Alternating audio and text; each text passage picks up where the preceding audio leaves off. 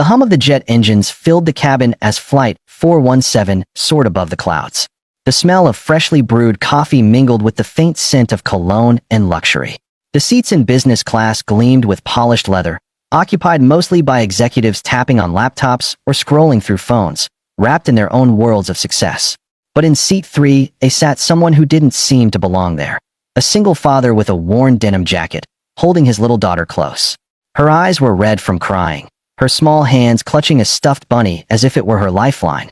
Next to them, a well-dressed woman in a navy suit shifted uncomfortably, shooting them sharp glances. Her name was Victoria Hale, CEO of a top finance firm, known for her composure and her cutting remarks. She sighed loudly, clearly irritated, as the child sniffled again. Some people should really know their place.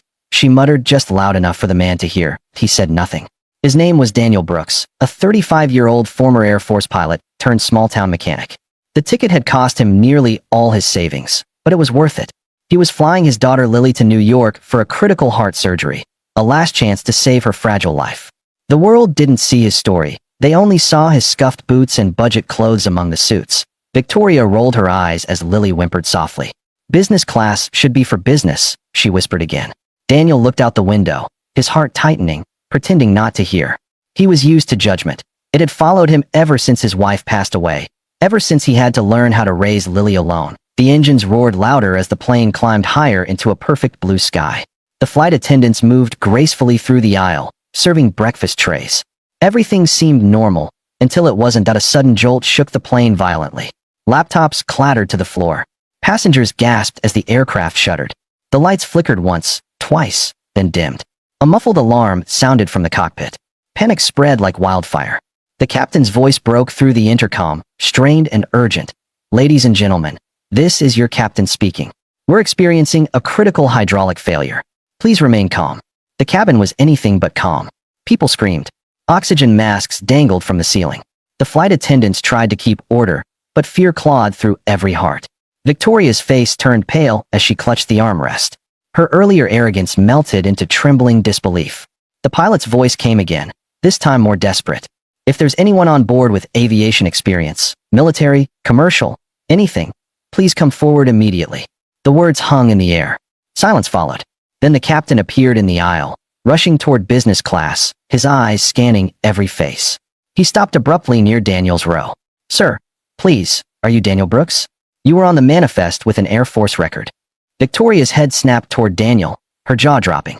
The same man she mocked, sitting beside her with a crying child, was now being asked to help fly the plane. Daniel's expression hardened, a mix of calm and determination.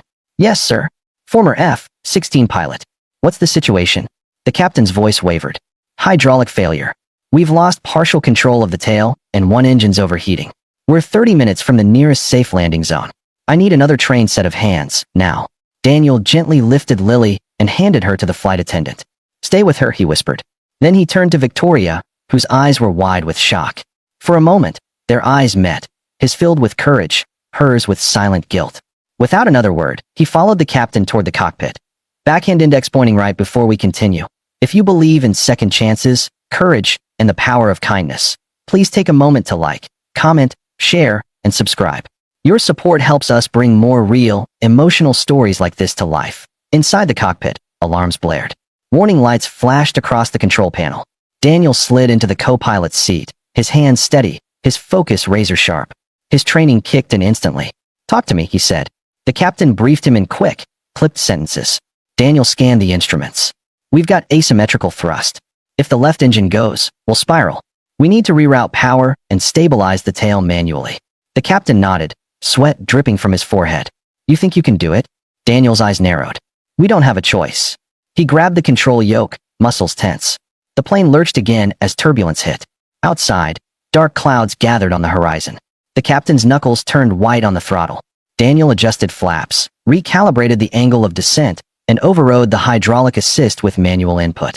Every second was a fight, against gravity, against fear, against fate itself. In the cabin, chaos had turned to hushed terror. Passengers clutched each other's hands. Victoria sat frozen, her mind replaying every cruel word she had said. The man she dismissed as unworthy was now the only hope between life and death. Her gaze moved to the front, where the cockpit door remained closed. She whispered softly. Please, please let him make it. Minutes stretched like hours. The plane trembled, dipping dangerously low. Daniel's arms ached, but he didn't let go. Come on, hold together, he murmured under his breath. The captain called out, runway in sight. They were approaching the nearest airbase, cleared for emergency landing. Smoke trailed from the left engine. Daniel aligned the descent manually, adjusting flaps inch by inch. The control stick fought back violently. Hydraulics are gone. Brace for impact, he shouted. The plane hit the runway hard. Tires screeched. Luggage flew from overhead bins. The metal body shuddered violently as sparks erupted beneath. Daniel fought the controls with every ounce of strength he had left. The aircraft veered sideways, then slowed, groaning, dragging, until finally it stopped. Silence filled the air. For a moment, no one moved. Then the cabin erupted in cries and gasps.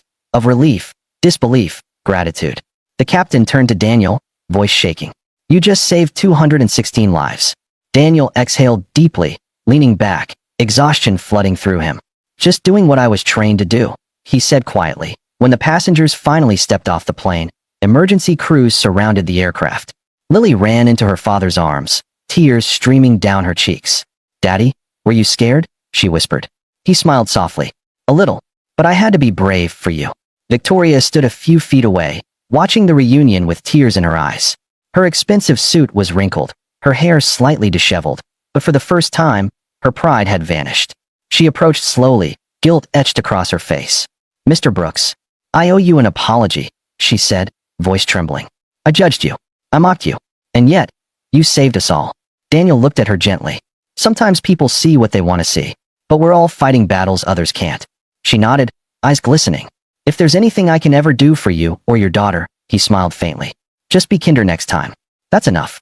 Victoria wiped a tear. For the first time in years, she felt something shift inside her. A humbling realization that success and compassion could exist in the same heart. She watched as Daniel lifted Lily into his arms and walked toward the ambulance waiting to take them to the hospital. As the flashing lights faded in the distance, Victoria whispered to herself, the man I thought didn't belong here was the one we all needed. Weeks later, news channels across the world shared the story. Single father saves plane after hydraulic failure. Social media exploded with gratitude. People called him a hero. But Daniel didn't care about fame.